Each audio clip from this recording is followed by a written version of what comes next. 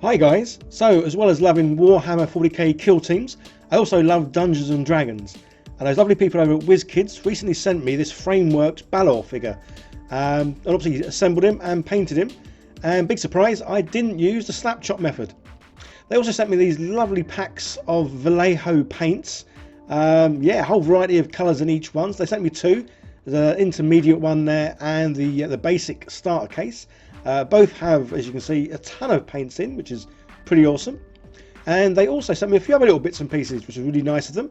So I've got a nice little blade there, which is cool because mine's a bit dirty. And some more paintbrushes and these flexi sander sort of thingies, which are pretty cool. So yeah, nice little pack of stuff, and obviously the Frameworks Balor here with instructions. So yeah, let's crack on and assemble this guy. So as you can see, it says suggested tools, and yeah, I've kind of got all of those. Obviously got my own glue. Going to use normal super glue for this. Obviously the Dungeons and Dragons sort of scalpel, which is pretty cool. I love the fact that it does have Dungeons and Dragons written on it. And yeah, obviously I've got my own sprue cutter. Basically I go for the cheap ones. You can get the more expensive ones, but I go for the real cheap and cheerful ones. Don't always last as long, but if you take care of them, they're normally pretty cool. And yeah, the little sanding thingies and some primer. So usual thing, cut a little thing out of the sprues. So obviously Wizkids do a lot of already pre-made figures. But yeah, they also do these framework ones, which I really like. Generally because with the framework ones, they normally come with extra bits. Which is pretty cool because obviously it's nice to have those extra bits to do a bit of kit bashing. And just like the Warhammer ones, they do generally need a little bit of cleaning up, more so from where obviously they've been attached to the sprue and they've been cut off. Generally these framework ones don't really have any mold lines, which is pretty cool. So it's been a while since I played any D&D games, probably more so because I sort of stopped playing D&D and then started playing the Warhammer 40k, the kill teams. And that obviously is the sort of game that I play once a week, because I generally only get sort of one real evening where I'm kind of free to do things. And yeah, so at the moment it's a weekly game with my mate, and we play the Warhammer 40k kill teams, which is pretty awesome because I've been using quite a lot of different kill teams, which is why obviously I've been painting up a lot of kill teams. So yeah, obviously these Frameworks figures go together really, really well. They obviously locate in nicely, and as you can see, lots of detail in this miniature. So I've primed everything in black, and for once, the first time I've ever done it, I've done a zenithal highlighting on it.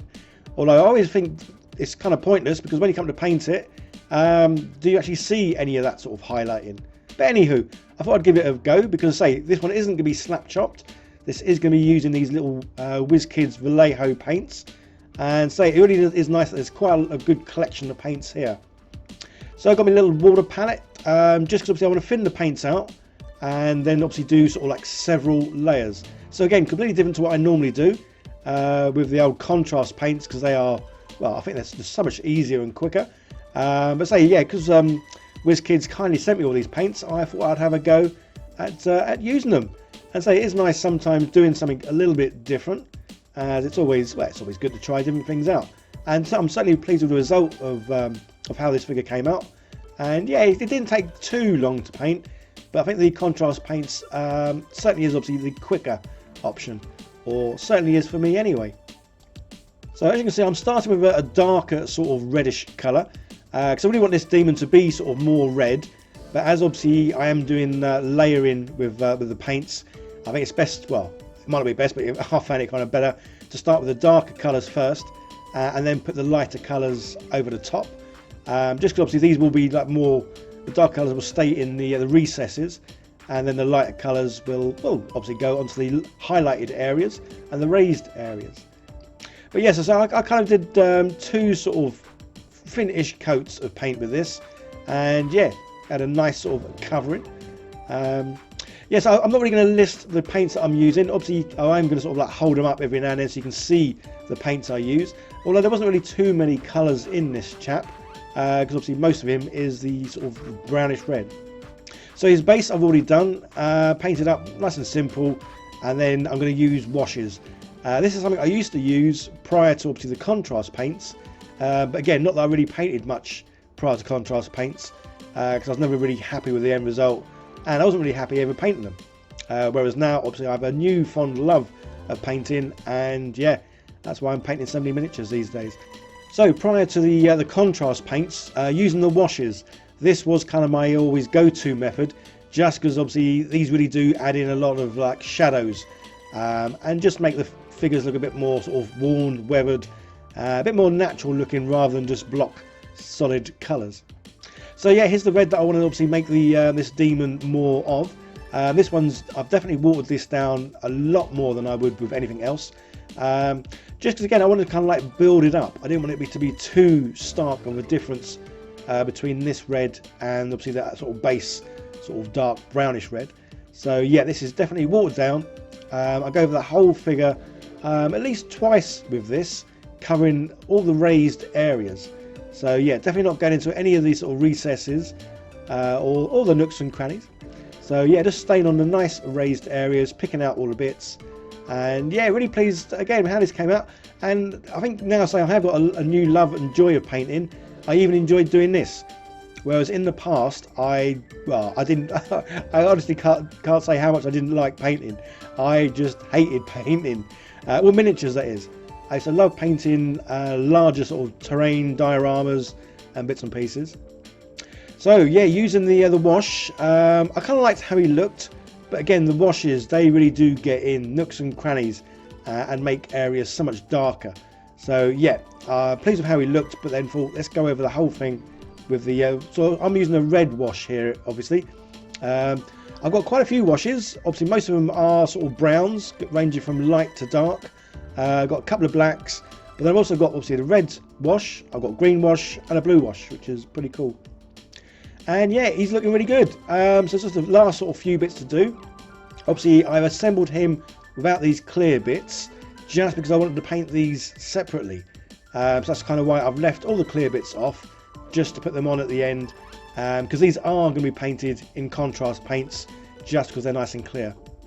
So yeah, it just comes to sort of assembling these last little bits, gluing them on, and this is where I found I made a bit of an error. Somehow I'd left a few bits off of him, but I didn't notice until I came to this stage of obviously gluing these clear bits on, and then yeah, I got to a clear bit where it was, well, basically it's his sword, and it's like, well, I've got part of his sword but not all of his sword.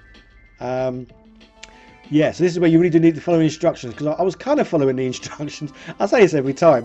It's like whenever I don't follow instructions, even when the model seems really simple, I don't follow the instructions, and then I find, hold on, I'm missing a few bits. So I'm missing his hand, which I thought was going to be attached to the glass bit. But as you can see, it's not. But luckily, I kept all the bits that I cut off, because I didn't know where they went, again, because I didn't look at the instructions. And luckily, I put them in a little box, so I hadn't thrown them away, which was pretty handy. As I say, there's a couple of bits here, as you can see, his hand, and another shoulder bit that, well, should have been on him and painted. So there we go. Obviously glued them on, corrected it, painted it, all the rest of it. Last sort of wash that I need to do is just a dark wash. So this is a black wash, and this is going over basically anything that isn't his skin. But yeah, so guys, in the future, instructions, even if a model seems really easy to put together, follow instructions, unlike me. Although every now and then I still do it. I still get a model, think, oh, this looks easy. Yeah, don't need the instructions, let's just crack on. So yeah, with these glass bits, I kind of wanted to use the contrast paints just because these are so translucent, it'll still give the effect of looking almost through the plastic, rather than painting them in a solid colour. So yeah, so these bits I do use additional contrast paints that obviously weren't part of the D&D set from Vallejo, well, from Wizkids, made by Vallejo. It kind of gets confusing. Yeah, really pleased how it looks. So I've done the old orange, sort of most of it, and then just to finish off, the very edges are going to be red. Although even when this thing is finished, you can't quite tell that the one bit is darker than the other, because they all look kind of similar. But yeah, really pleased with how this looked. So it didn't take too long, and I enjoyed it, which is the main thing. This hobby is all about enjoying yourself. And this is how he looked when he was finished.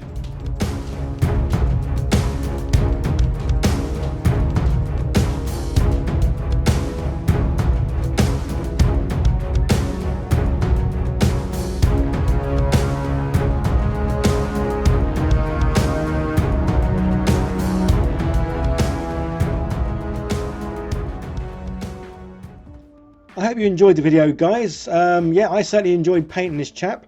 There's links down in the description where you can go and see obviously the Wizkids sort of range of stuff. They do a whole lot of Frameworks miniatures, which is just awesome.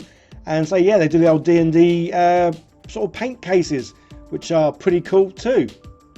I have got a few sort of D&D style figures that I need to paint coming up soon. I'm probably going to do them in the old slap chop method, as obviously, yeah, contrast paints are my preferred way of doing things. But yeah, certainly enjoyed this chap. Okay guys, you all take care. I'll see you in the next one. Bye for now.